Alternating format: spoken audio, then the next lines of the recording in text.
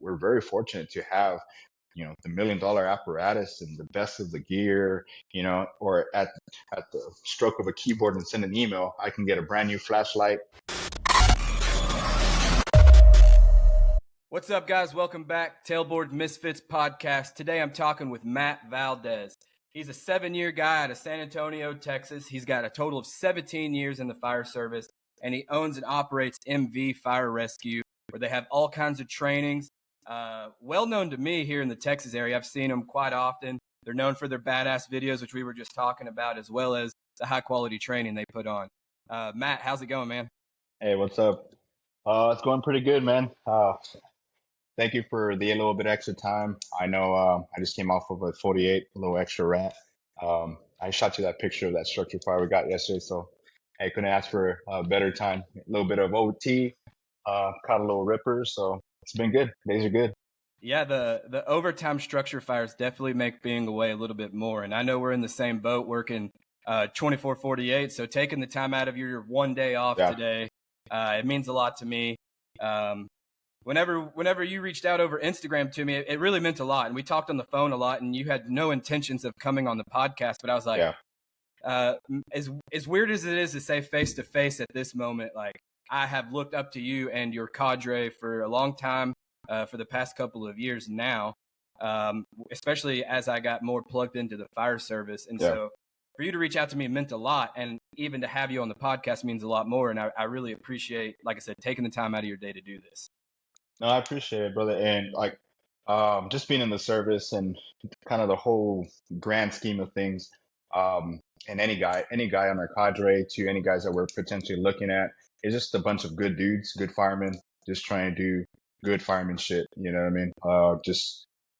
I know there's like a little cliche of just trying to leave the service how I left it, but to sum it up, and I think any good dude will agree, that's all we're just trying to do is just give back to the service. Because it's given me, my family, and my good friends and everything, even some people outside of that, plenty of opportunity, and it's just been really good for me. So I just try to give back. I'm really glad you said that, because I mentioned to you, I met Kevin Pfluger at Joey D Days, and we got to share a drink, and he was talking about y'all's cadre, and he was like, he said something, it's super authentic, and it means even more now that you essentially regurgitated it. So it's something that you guys actually believe in. And he said, like, you guys don't necessarily care how good you are at your skills. You don't care what you know, but like the most important thing is like how good of a person you are.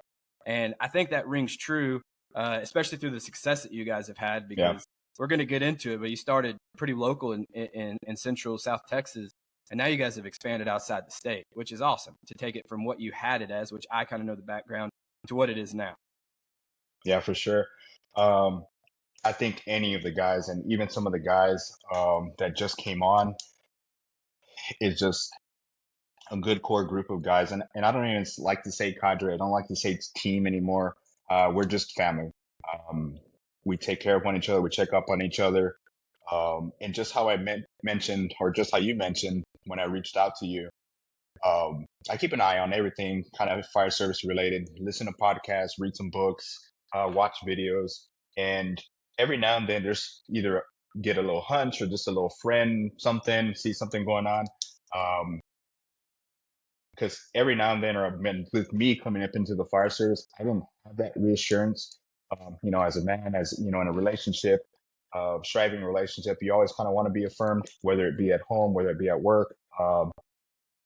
Even, you have kids, I don't have any kids, but, just that affirmations, being blessed. It was just a chance for me, and I try to give back.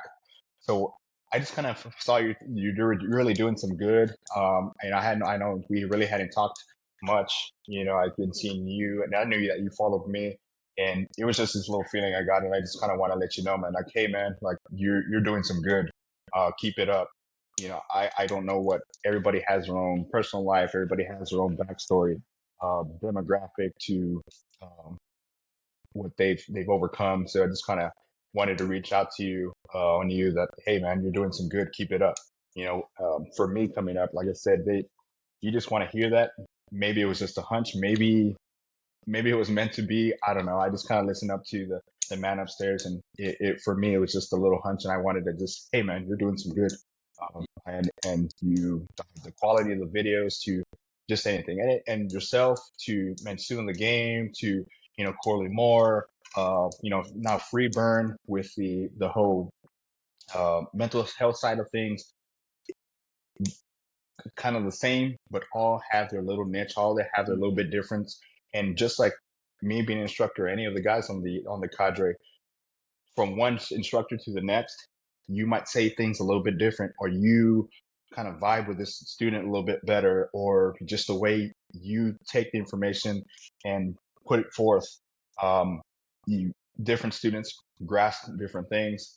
I always tell guys, like, you were going to shoot a whole bunch of information to you and you may grasp 10 to 15% of that. But with that 10 to 15% of that, if we give you a certain information or a certain piece of knowledge and you can take that and better yourself, our work has been done here. So yeah, I like everything you just said. I appreciate what you said for me, because I'm a student of leadership as well as fire service. And I say, and I reference him all the time, but John Maxwell is one of my favorite. Oh. And he says all the time that, I think it was his dad said, do you know how someone needs to be told, like, good job? And it's like all the time, as long as they're breathing, like, tell them good job. And the affirmation part, like, I don't know if they call it imposter syndrome or whatever, but sometimes, like, more or less this platform was more or less gifted to me by a good friend, and it's way out of my comfort zone, but I love the fire service so much that I was like, I could see hopefully a need that I could fill, because just like you said, everyone has their own story. And for me, it was, man, I didn't know what I didn't know until I got hired where I work at now.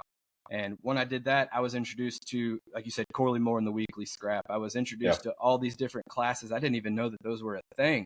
And so I went to a few different classes. I started listening to podcasts, and I really, really just enjoy, like, listening, even if it's the same thing. Just like you said, you might grasp something different from each instructor. I will listen to 3 or 4 people teach on the same subject, because they might be able to articulate things differently that resonate better for me.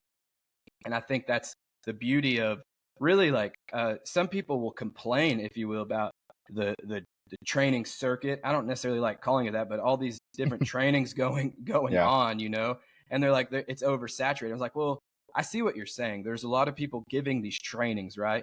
But the ones that stick are there. And MV Fire Rescue is one of those for me. It hasn't gone anywhere. I don't see it going anywhere. But it's because I've talked to people that have been to y'all's classes, as you can tell, just like the passion that you guys have. Some of your other family members have been on other podcasts, and like just the passion they have for the fire service and for what they do. And you can tell that they're good human beings. And so I really wanted to talk about, like, how MV Fire Rescue, the training group as a whole, came together. So how was it started, and how did it come to fruition? Very good question. Very long question, I guess, an answer. Really and truly, I started the company back in the end of 2019. It was just what came off as a quick little quiff to a good friend of mine about maybe starting my own company to sell rescue tools. Just kind of had a niche for it. Had previous sales experience with another company I worked for quite a few years, selling a whole bunch of, A to Z equipment, from nozzles to bunker gear, gas detectors to air packs. So that's where I kind of got the technical side of things, where I fell in love with just rescue things and really and truly textiles, everything with the safety components of gear, the threading, all that good stuff. Where if I didn't get hired on with San Antonio, I would probably be working for a gear manufacturer. My name was brought up in the grand scheme of things for a regional position, but it was a full-time job. I mean, the gentleman that, in which I still consider him a friend, he was like, no, like, you're gone 300 days out of the week. But either which way, I'm on this path, and now I'm fortunate enough and blessed to be on here in San Antonio. It's been an excellent ride. But with that, the way it started the company was pretty much to sell some rescue tools, and pretty much 4 guys that, like, hey man, we like doing auto X stuff. We're gonna go teach and share what we have learned and go from there. Uh, what we thought was pretty cool is like, okay, we got like 3 classes the first year, 4 classes, I think, by the end of the first year.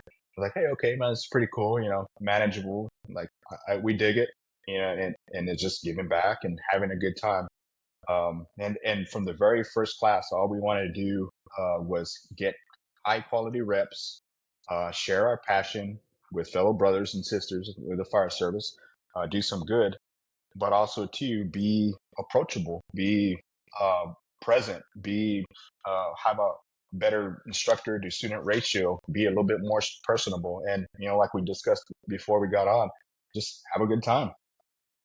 Now it's progressed to something I could have probably never fathomed and or even had an idea on. Now we do AutoX, we do engine ops, we do forcible entry, we do RIT, ladder ops. We got a new class that we're going to come out with, which is like a driver operator, troubleshooting, being very proactive, kind of leadership type, but just everything all focused on the driver.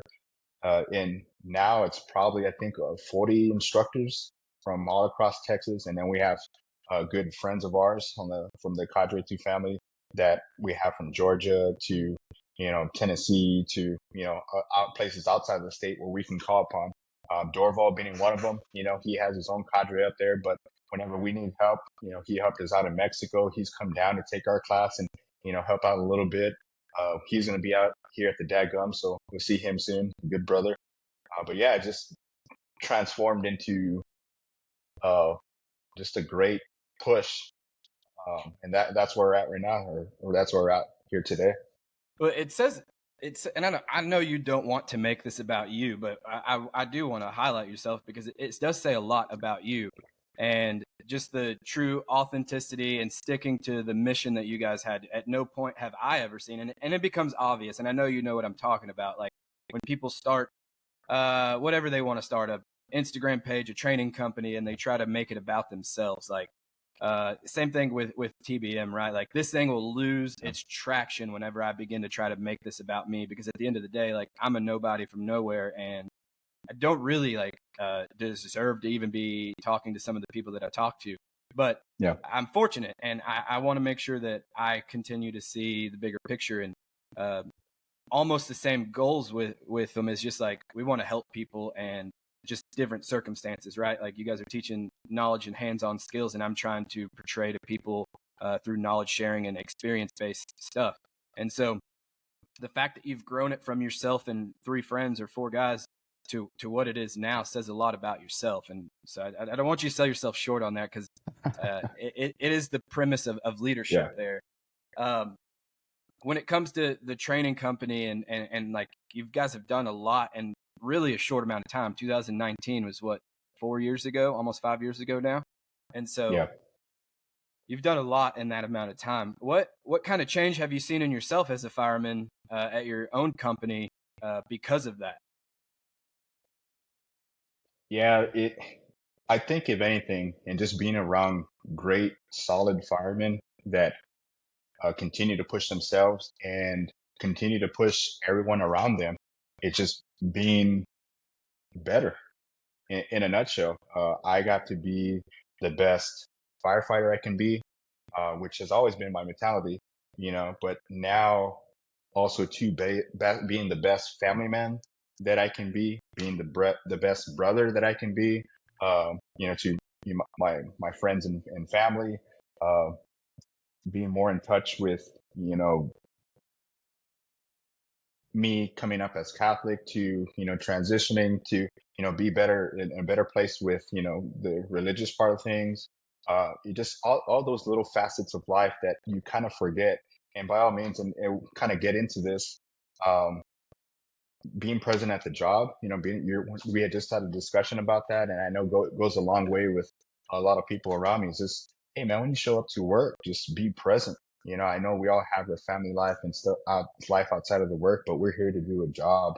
And, some say a job, some say a calling, but either which way, at the end of the day, it's like, do your damn job, and so that's my mentality. Whichever which way I have to, I'm going to do my job to the best of my abilities for the people we serve.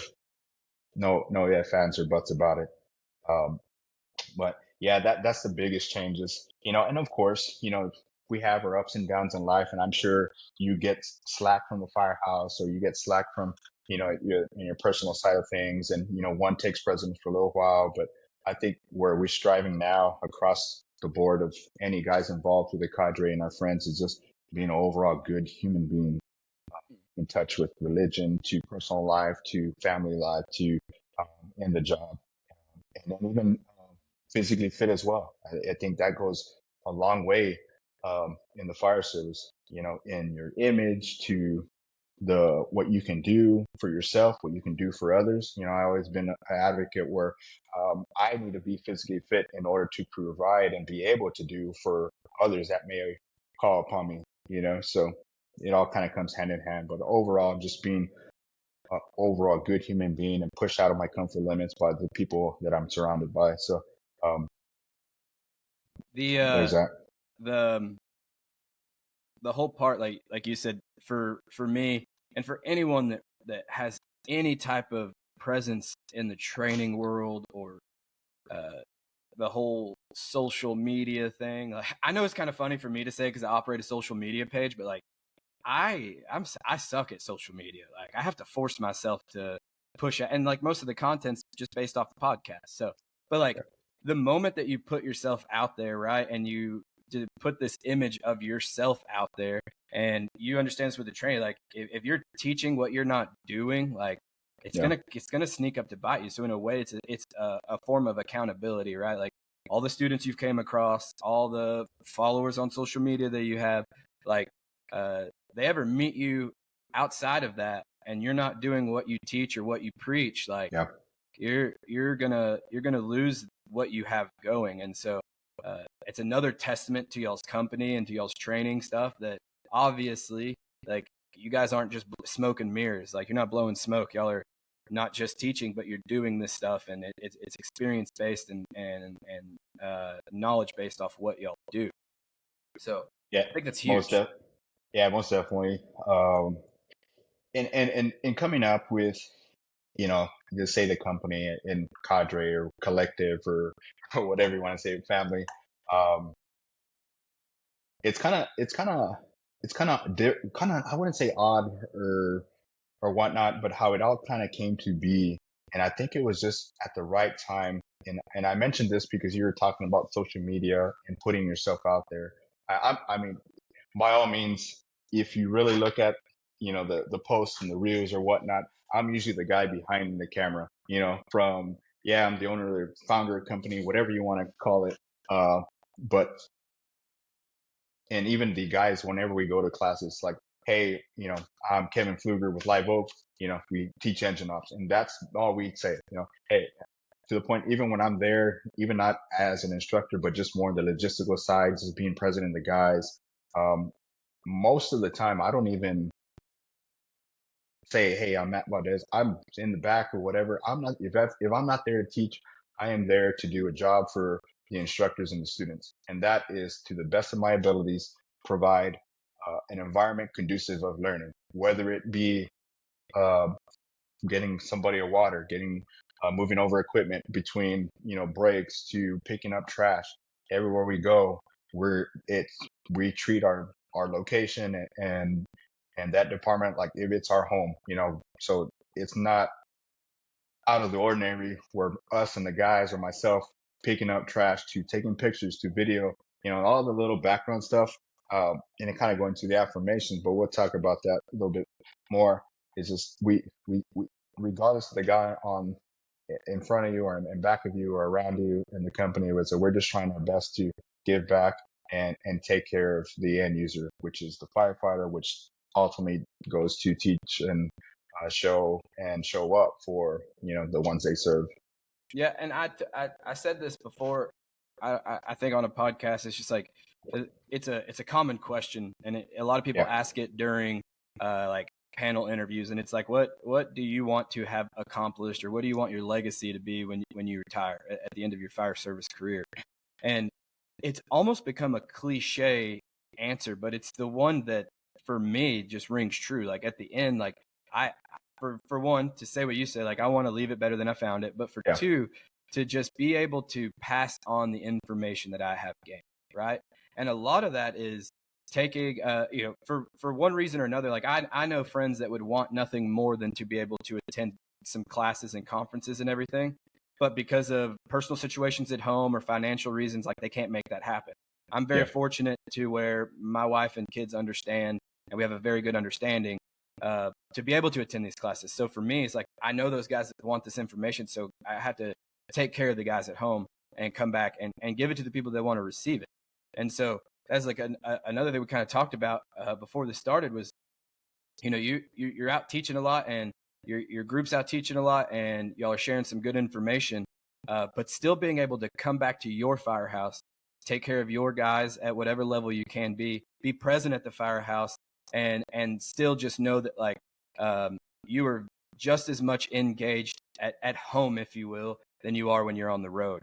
And so I guess my question is like, what does that look like for you? Have you navigated that? Have you had troubles, successes with it, and how you've made it happen? Yeah, that was a very good topic to bring up because, and in all honesty, and any of the guys will tell you where they came from and what they had to overcome. But I mean, first starting out, I mean, I don't have this magic book here to tell me how to navigate things. Just whenever I first started in the fire service, I started when I was 17 years old, and it's not out of the ordinary for me to overcome things or figure stuff out. And this is the same way back home. I, went up the ranks. I started as, I was probably one of the youngest fire chiefs there, believe it or not, changing the culture, the dynamic to getting better equipment. But, and we talk about leadership so much. Um, I had to figure it out. I come from the days where every month I would get that fire engineering magazine and, study that and who are these guys and figuring stuff out.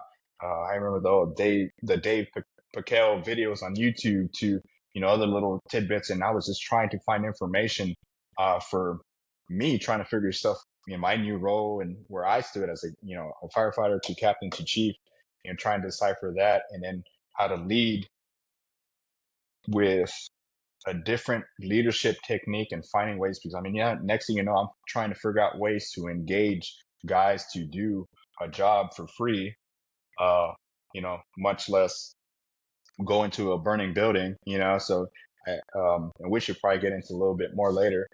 But now to figuring out things with the business, you got my personal life, you got the shift life, and then now you got this big, uh, now I would essentially say some call it my baby, and I got to take care of and try to grow and prosper. And I'm just trying to do these things and figure it out. So yeah, it's not out of the norm where you suffer from one. Now my personal life, I've had a couple of failed relationships probably because I was trying to excel in my fire relationship and shift work, to my business. My business takes it, I wouldn't say my identity, but it has a big part of my life. But in the grand scheme of things, is because of the fire service, I try to give so much back because heaven knows what I would be doing right now. And, all the blessings that I have come across and good friends because of the fire service. So I just meant a lot for me. But mine was definitely like when I first started here, um, kind of just trying to run the business and, you know what I mean? You end up seeing where you're lacking now more than ever. I think I have a good balance where, I'm not maybe doing some work. Hey, we have some downtime, at the station and, kind of tucked away. And especially now, my station now it's not the common room type. You know what I mean? We have our own individual bunks and you kind of secluded, if you want it to be, and by all means, we all kind of, have things to attend to. You know, we have some guys that, have kids and, sometimes like, hey, I had a long night or whatnot. I'm gonna take a little bit nap. So that's not out of the ordinary. But now just being present, whether it be setting the tone for the day, setting the tone for the shift. I'm surrounded by a lot of good dudes, not only outside of work, in my travels, now internationally, to right here at home.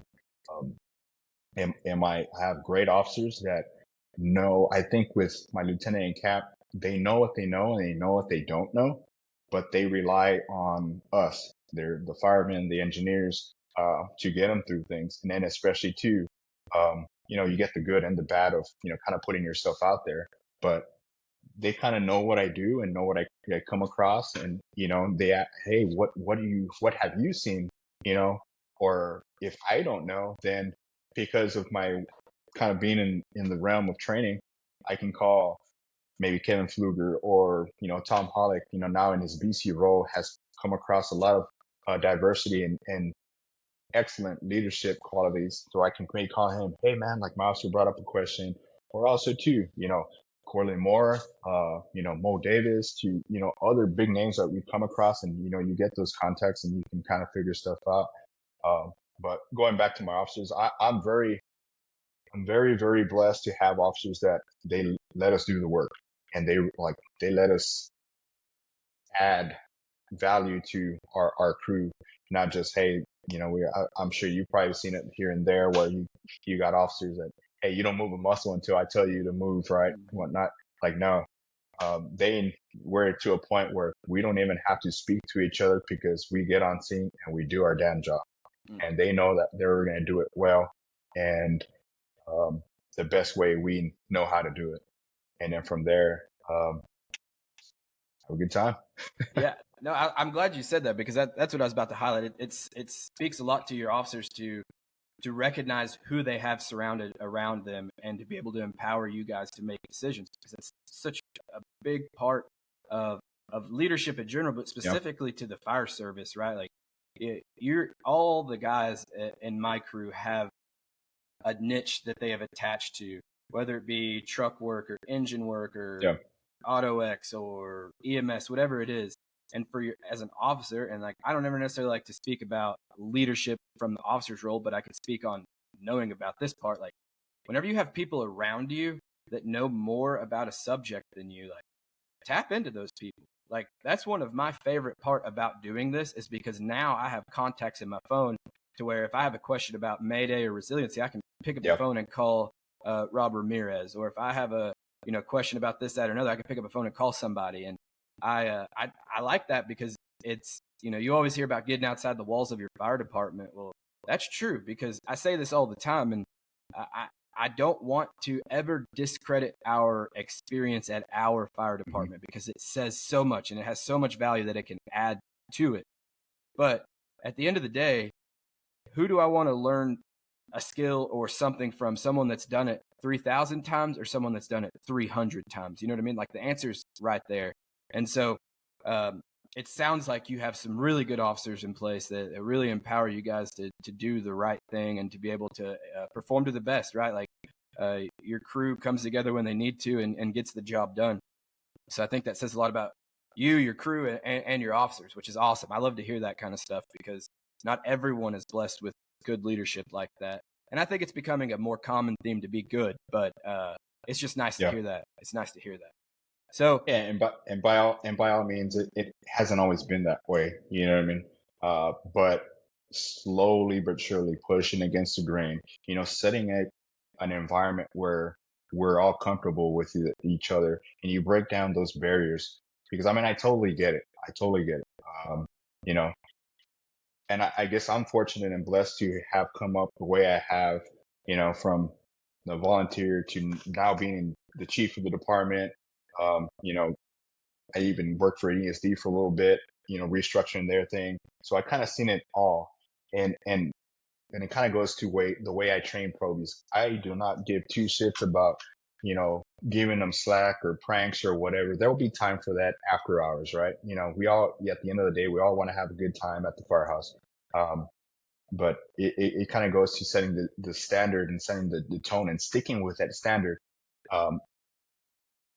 If from the get-go that the probie or whoever I have in contact with, it can be a tenured guy there that comes and is working an overtime shift or whatever. I'm like, hey man, I'm on this and this shift. You're over here working on the engine today. This is how we do things. You know what I mean? I'm not, and we have a conversation about it beforehand. We're checking off the rig. It's like, hey, we're good. Now let's set the standard for the day. Hey, we don't got anything going on today. But in conversation, things come up. be like, hey man, are you good with this? This is what we run. This is how we do things. Um, just set that standard up early from the probie down to the officer, and have open and honest conversations. I think that's the clearest form and easiest way to get to that point, is just have open and honest conversations. Like, hey Cap, I'm not really comfortable with this, but hey, what do you think? And then vice versa. And then you have that back and forth communication. So then over time, you'll eventually get to, where I mean, I love to be, and where we're at as a crew and as a station now. It's just like we already know. It's like clockwork. We already know what everybody's thinking or doing. And also too, setting, and I always kind of refer it in training, is have that Rolodex of experience and knowledge that we can kind of go to. If I see this, I can do this, this, and this. If I'm presented with this option, um, these are the other kind of variables that I might have to overcome, but then I have XYZ to do.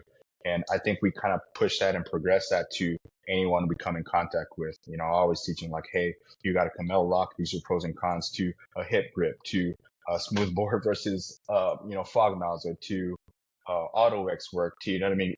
This is my preferred technique, but this is a couple other different techniques. Here are the pros and cons. And, as a person, as a student, as a firefighter, it's up to you to, see what works best for you, and because like I said, I know what I have back home to my first due, which is different what you guys have up there, up north, you know what I mean? Demographic, Yeah. to, building construction is like, hey, here's all the information. Now it's up to you to kind of dissect that and do what works best for you. Yeah. And I like everything that you just said. The Rolodex of like that, that's a good way to put it, right? Like, you have to have, that's where I'm saying, like, we have to continue to value our specific department's experience, right? And that's where your Rolodex at your department comes into play, right? And then you have options branched out off of that. I like the way you put that. That was a good way of saying it. And then, like, I relate to what you say, like, new guys, like, we always, and I was told the same thing when I went through my new hire orientation, was like, hey, in our department, you're going to travel a lot as a new guy. You're going to go to station one shift, the next shift you'll be at station 3 or whatever the case is. And we always say, like, first thing in the morning, like, go find the officer you're riding with and go through every possible option you can. Hey, Cap, like, if we catch a fire alarm, like, what do you want out of me? Like, what do you want me to grab? If we catch a fire, what do you want me to do? Stuff like that. And you are in the same spot I was up until recently. Like, you guys have been plugged in together as a crew, so you do know what your officers are thinking and what they expect. So you're able to grab that new guy. And that's what I do. Is like, hey, Cap typically likes this. I would double check with him, make sure nothing's changed overnight. You know what I mean? But and then I ask him, primarily at my old station, it was just an engine and an ambulance, and it was just like, when's the last time have you pulled hose? Right? Because we were first due to a lot. We were first due to some fires, and it's just like, if it's been 6 months, like, guess what we're doing first thing in the morning before we cook breakfast is we're pulling hose to make sure that you're comfortable with it and know what you're doing. And then, like, taking a step further, right now we're going down the line. And even with me or my other firemen on the ambulance, like, we would always step into that role and, like, kind of give that guy, like, if it's his first shift with us, like, hey, this is what Cap likes. This is what he expects. And we'll try to fill in the gaps. And then, like, hey, now if you have any other questions, go ask Cap. And so, getting those guys up to speed on your crew, especially when we get into talks about Maydays and everything like that, like, it's such an important role to be able to teach those guys the way that you operate, right? And I just had a podcast the other day with Dakota Meyer, and he was like saying, like, who is at a bigger risk? You as the guy stepping into a crew of like 5, or is it you 5 with one new guy? And I was like, dang, I never thought of it that way, but it is. It's the one guy, right? Because he doesn't know anything about you. You guys at least know everything about yourself, right? So y'all have to really take them under their wing. And I was like, that's a good way to look at things. And I was like, I want to keep that in the back of my mind from now on, because so often it seems like we just, hey, they're a part of this fire department and they know what they're doing, and it's check for the day. So I like that. I like what you said. Yeah, and I think that stems from my beginning to even now. I mean, I come from a rural department,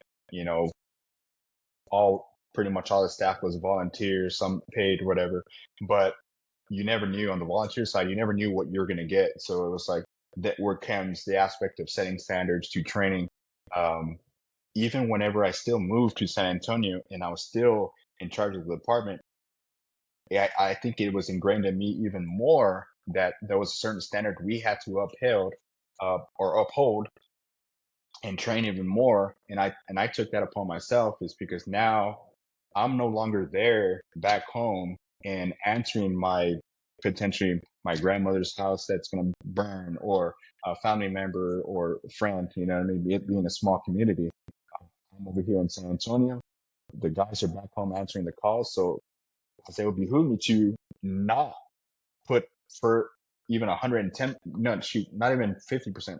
I need to give all that I can possibly give to those guys back home, because in the end, those are the ones that are answering the call to potentially my friend, my mom, my dad, my nieces and nephews, you know what I mean? So it's like, even whenever I still move 2.5, 3 hours away, I was still giving back as much as I could because they were answering the call. And I kind of take that in each of the classes that were involved. It's like, well, dude, we're just trying to give back as much as we can because, who knows, I may be traveling, up north or, past Longview, and then it's like, shoot, my dad or somebody has a wreck or whatever. It's like, or, we do a lot of stuff locally because that's where my heart was, and I know you brought it up. We started off locally before we had, even when we first got started, opportunities to out of the state. I was like, we're not ready for that, and and by all means, it's like, yeah, I'm in charge of the company or whatever, but, anybody, the guys would tell you any of the decisions that we make, it's we are a family. It's a family affair. It's a team. Hey, what do you think? What do you guys think? Do we all agree or whatnot? All right, this is what we're going to do. And changes to structure of the department. We had a very good meeting, maybe about a month ago. We're still trying to figure out stuff, growing pains, just like in the department, just, with the cadres, we have X amount of people on all these different cadres. We're still trying to figure stuff out. Now from economics to inundated with so many classes, deciphering all these different things. So, but that's, it kind of goes back to setting the standard from the very beginning. You got to set that standard. This is what this is our mission. This is what we're used to doing. This is what we're going to be putting forth to you guys, and then staying the course. But then again, it kind of goes back to being surrounded by good dudes that are going to keep you accountable. Mm-hmm. Hey, man, by all means, like, and I freaking love it. I told the guys, as of on my crew to the company to anywhere, even on my personal life, if I'm doing something wrong, tell me. We all have things outside of, outside influences to, maybe tired, to maybe had a rough week, maybe not sleeping well, whatever, and I might be doing or reoccurring actions that are detriment to the team, but I don't know that. So it's like, hey man, just tell me. Oh shit, John, damn. I didn't even know I was doing that. I'm sorry. Like, hey, what do you think, or what's going on? I was like, hey, I saw X, Y, and Z. I'm like, oh shit. Now it's up to me, with your assistance, to fix the problem, but then we take care of each other. Then I get better. Then we are better. Now the team is better. So, but yeah, I think it all just kind of comes into play, this setting the standard early, upholding the standard, all the way upholding that standard to the rest of your damn career. You know what I mean? I take pride in being a forever student of the game, of the service or whatnot. Each of our members and in our family of, instructors, always out there looking for information from the new UL studies and data that's coming out, the firefighter rescue survey, this week, to articles that are coming out, conferences, you know what I mean? Workout, even to the point like, hey, we're going to go to MAFC. Hey, some of the guys are staying a day or two later to take another class. Hey, we're going to be up there. It's like, hey, I'm going to try to get into this class or whatnot, or help out here. So just kind of ever evolving thing, but ultimately to uphold that standard. Yeah. And when you look at things from a different perspective, and it's just something that you said that stuck out to me, is just like, if you look at any successful business, right, it doesn't have to be fire service related, any successful business, they have a mission statement, and they have a core vision, and they have values that they believe that they uphold. And the most successful businesses, the one thing that I've seen that they ask themselves with every decision that they make is, does this decision line up with our mission, vision, and values? And it's something that sounds like you guys got a handle on really well and do it.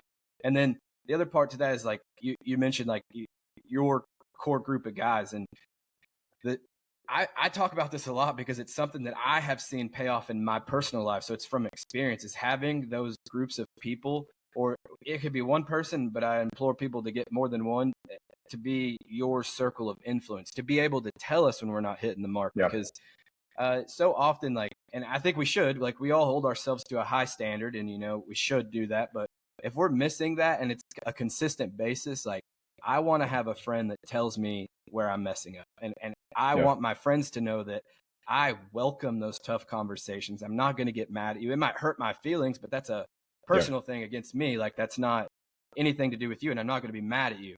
It's just going to be, disappointed in myself that I wasn't hitting those marks. And so I think that's huge that you guys have that. And to be able to do that, just like, Texas is huge, and you guys have people from all over the state, and to be able to do that with all of your guys all the time, like, man, that's huge. And I love every part of it. And so, you mentioned y'all are traveling a lot, and I love talking about like getting outside the walls of your fire department. That's like the coined phrase, right? And it's so true. It's so true. Like, whenever you get outside the walls of your fire department, like, the brotherhood is there. And I'll tell a personal story, and I posted it on Facebook. Like, just last night, my wife took my kids with a couple of her girlfriends up to the zoo in Fort Worth. And we live probably 2.5 hours from Fort Worth, but they were about an hour away from home. And she called me while I was at the gym and said, hey, I got a flat tire, this, that, and another. And within 15 minutes of me getting the phone call, the town that she was in, I had an engine there with her, right? And I tried to tell my buddy that kind of facilitated this, is like, man, we could handle this, but I want you to know how much I would appreciate that, because it was late. It was already like 8:00. She's on the side of the road with 3 children, that are probably cranky and tired. I was like, and you saved me having to drive an hour, get there, help her do this, and then, her drive an hour back, and I'll throw her a little shout out. She did have the car jacked up before they ever got there. So, like, good for her. But like, that's the brotherhood part of it. I had no clue who the engine company that showed up for her was, right? But like, golly, I can't, like, I think I even posted like, a thank you's not enough, but like, I think oftentimes we don't realize how much that means to people. And so just having the brotherhood across the state, across the country now for you guys, like, what have you seen through that? And like, how big of a deal is it to you? What does it mean to you? That was a great story. I did see your post last night. I think when we woke up for a call, and I saw that, and it just had, you get that good warm feeling. You know what I mean? It's like, hey, well, there's still some good brothers out there. You know what I mean? In upholding the oath and standard. So, yeah, I'm sure she was trying to beat them up, like beat them before they got there. She was like, I got this. Oh yeah. I don't need nobody. I got it now. Yeah. But no, for sure. The good there. I know, even, and it was kind of, and it was actually brought to my attention whenever we first kind of got started, and it all kind of comes to play. It's like this, being part, or being in the forefront of this cultural change, right? I mean, and to us, whenever we kind of got on all the cadres together, or whatnot, it was kind of just maybe a stroke of luck, maybe right time, right place. But I think in this area, it was just kind of, nothing was getting done, I wouldn't say, but it wasn't to anybody's fault. It was just like nobody had really, and then I was kind of like slowly getting into the mix or whatnot. And then now it goes to that. So that's how I kind of traveled, just in the inner circle, because, we had the CISO group and Kevin and those guys. And then it's like, we're trying to do some good. And then we kind of cross paths. And then now it's like in a whole, just here locally, just that whole culture change had shifted. And now we're wanted to take care of home, first and foremost. And then now it's like outside the county to, all across Texas and South Texas. I've always wanted to go back home, and it's like I'm learning from all these good dudes and good vibes. And I was like, hey, I wanted to go back home, and hey, this is what we got going on, and this is what we wanted to share that passion to, all across Texas. And then now I think we had that conversation. Now it's like, it's kind of weird at the same time, but it's kind of cool. It's like internationally, You know, and one thing I can say, and any of the guys would say, the brotherhood and culture is stronger than ever. And I think we all have to attribute that to social media, Facebook, TikTok, Instagram, all those platforms. You'll be amazed like how many people have seen our videos. I've seen your videos on TikTok or whatever. And like, and then they check us out in a different platform and they're like, next thing you know, we're striking up conversation to, hey, what do y'all think about this? Or, we really don't have any writ established, or what do you think? And then I can kind of like, hey, well, talk to Tom, talk to so and so or whatever. But there's so much good. And then now to say internationally, one of the most common questions we get is like, hey, is it different? Yes and no. There's multiple sides of that. Do they have some of the fancier equipment or whatever in Mexico than what we do here? Like, no, we're very fortunate here. And me being in this area now with the department I work for, coming back from where back home, poor demographic, fundraisers, all that stuff on the volunteer, we didn't have the best equipment, now to shoot. I get on the rigs. I remember the first time, like, I mean, we're very fortunate. A lot of guys forget that we're very fortunate to have the $1 million apparatus and the best of the gear, or at the stroke of a keyboard and send an email, I can get a brand new flashlight, from our shops and maintenance division or whatever, just in a snap of the fingers, when other people, even here in the country to South Texas to Mexico, they don't have that, but the brotherhood and sisterhood and the strive for change, the strive to better themselves, setting that standard, it's very surreal to see us, 1,800 miles away in Cabo, in that trip that we had. And the easiest way I can tell guys is that those were probably the best students uh, that I personally have a chance to be in front of. It was hardworking, driven, um, striving to make themselves and their department and their communities better, and just very attentive, from any little thing that you were saying. I mean, shoot, from the moment we got there, all eyes are on us. Um, we come later to come to find out, all eyes were on that little conference that they were a part of. And so just to be a small part um, of the overall grand scheme of a big cultural change that is happening, not only here in Texas and in the country, but internationally, it's just overwhelmingly blessed. We're just overwhelmingly blessed to be a part of that. But it's just really neat to be a part of, in a grand scheme of things. The whole Mexico trip, man. Like as soon as when you did reach out to me, I was like, okay, I've been seeing the posts about it, and now this is an opportunity Yeah. for me to talk about it, because I thought that was awesome. Like, I mean, like, if you just know anything, really, you just know that the Mexico is not like the greatest area. It's beautiful, sure. I've never been there, but I've seen pictures, and just like golly, I can't imagine some of the challenges that they face there with the lack of funds. And we talked that they primarily operate just purely based off donations, and so it's just like, how are they even getting, like, what it does for me, like when I hear like the stories that you told, and it's just like, it puts things into perspective of how lucky and blessed I am to be a part of the American fire service, really. And just, it's reaffirming to know that they almost are having some of the same struggles that we are, and how they might have a different perspective on it, right? But also the fact that you guys and guys from Texas and all over Florida saw, we're down there helping them Yeah. out. And golly, man, it was just huge. And it was like, for me, I don't know, like I love to see people giving back and for good things to happen, and just like what you guys did down there, and probably we talked about it, the challenges you faced, right? Like, obviously we talked about some of you guys spoke Spanish, and other times you had to Yeah. purely rely on translators. Like, that thing is so multi-dimensional that I probably can't even wrap my head around it at the time. But you guys still got down there and made a change. And seeing some of y'all's posts on Facebook Yep. about like the experiences y'all had down there, like, obviously, hopefully it's not a once in a lifetime thing for y'all, but like that's a once in a lifetime thing to be a part of the first one that everyone was looking at, and just the attention that you guys were able to bring to that, like through, and I do want to get to talk about the videos, but through the videos y'all posted, right, Yep. and through the stories that were posted on Instagram, that's going to help more. I'm sure already, like you guys have had donations coming in just purely based off really the social media presence and seeing what y'all did down there. And so really what like I wanted to highlight about the trip to Mexico was just, first of all, the impact y'all had, right? Like I know it's probably not your story to tell, but like Pfluger's post with the girl on Facebook, like that was great, and I was like, man, that's phenomenal. But like, what were some of the biggest takeaways you got from y'all's trip to Mexico?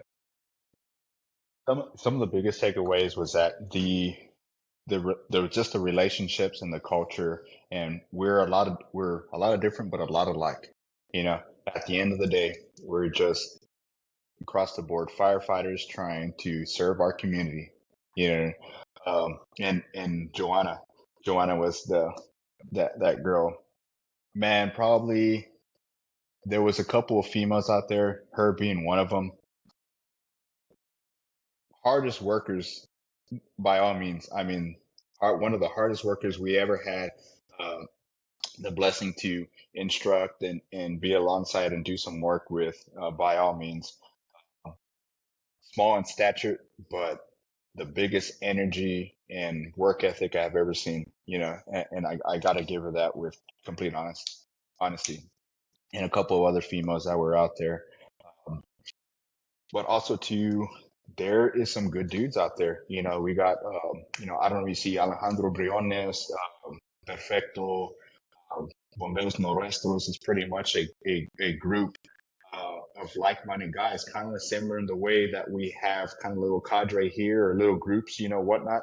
They formed this little group outside of the norm, you know, very counterculture to, you know, the way they do things over there.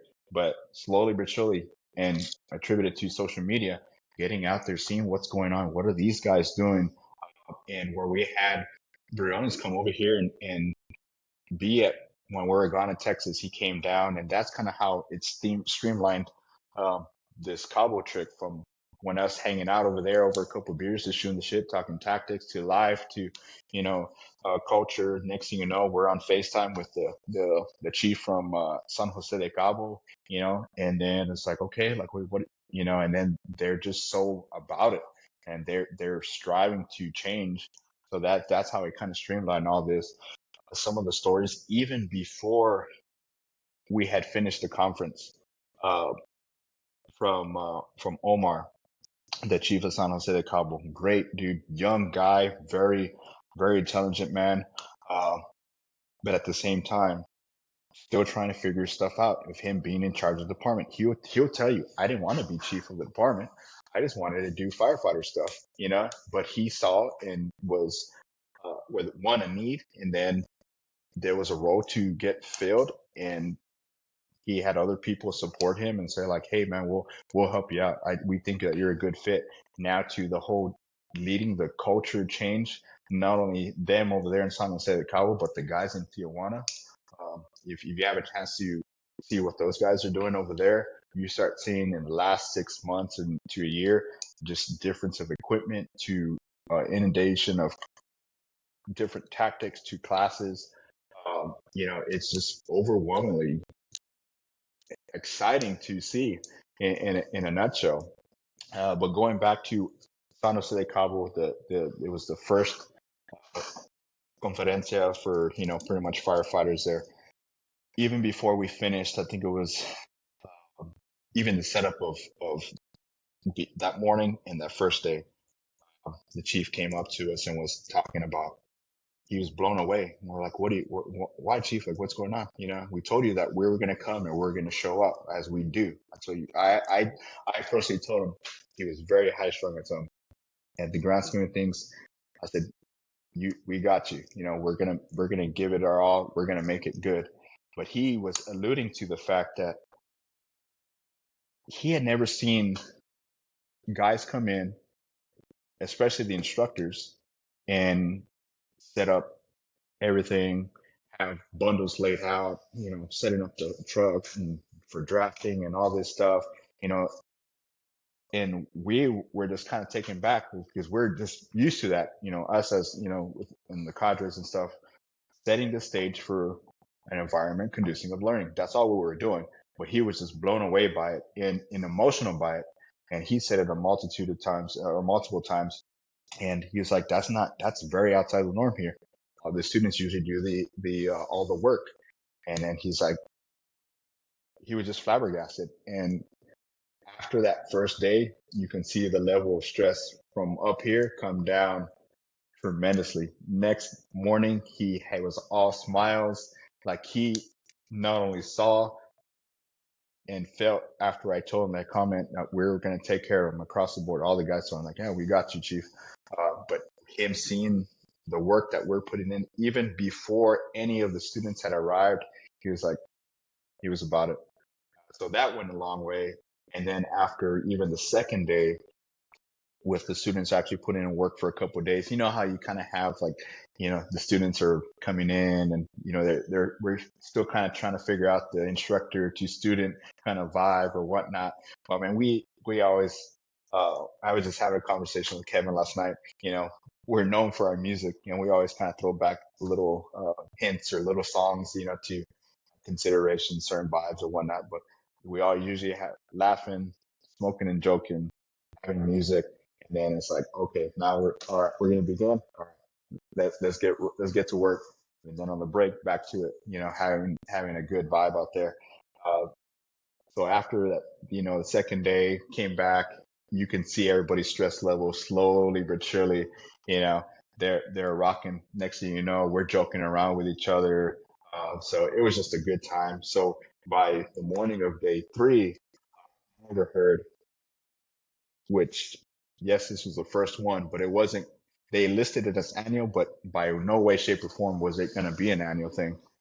By the beginning of day 3, they had said that no, it was a for sure that they were going to come out even bigger and better for a second annual. So, we're rocking and rolling, but just to hear that, it just further affirmed what we were doing down there. We're in the good, we were doing the right thing. So yeah, no, that's what I was about. I'm glad you said, because that's what I was exactly what I was about to say. Like, you once again, it speaks a lot about you and your team, right? Like that, and that's phenomenal. Like I love hearing it, and you guys did awesome stuff down there, which I told you all that on the phone. But it's like I was excited for y'all. I was like, man, that's a big deal. Like it really is. Like I don't know if people quite literally can grasp how big it was, especially if you weren't probably in y'all's shoes.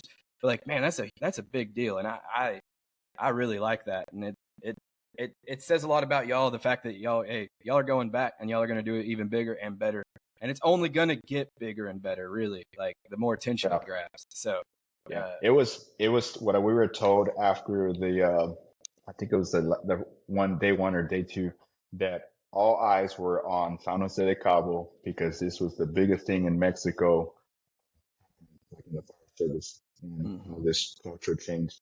We were just going out there to, first was just going to be, a couple of days of class. And then next thing you know, they were like, hey, they wanted to add some leadership classes to a drone class to a, like an arson investigation class. And then they ended up having, so I think all in all, there was 325 firefighters total amongst a couple of leadership class track to the investigator class to, they had a ropes class. And then of course we did kind of flip-flopping engine work, truck ops, after a full day of, the kind of like the conference things and opening ceremonies. And we had their formal 3 little classroom sessions and lecture. But we did 1 day truck op, engine ops, and then flip-flopped the group. And then we did 1 day of RIT. So it was 3.5 days of just work. So it was just an amazing thing to be a part of. Yeah, no, that's, man, it is really cool. And that was one of the most, it's been one of the most cool things that I've seen so far that people have done. And like one of the hopes I was sitting there thinking about it, like I think I saw someone post, and I can't remember who it was, like just about the donations, right? Because I was like, man, the United States Fire Service is so big, and like I've heard stories of like people in these big departments are rotating hose so often. It's just like there's no way that we can't get them at least some hose and nozzles that people are taking out of service for this, that, or another, right? So like that's what I was like, man, they're hopefully through this experience, like they're about to get some big change there, just in Yeah. product and equipment alone.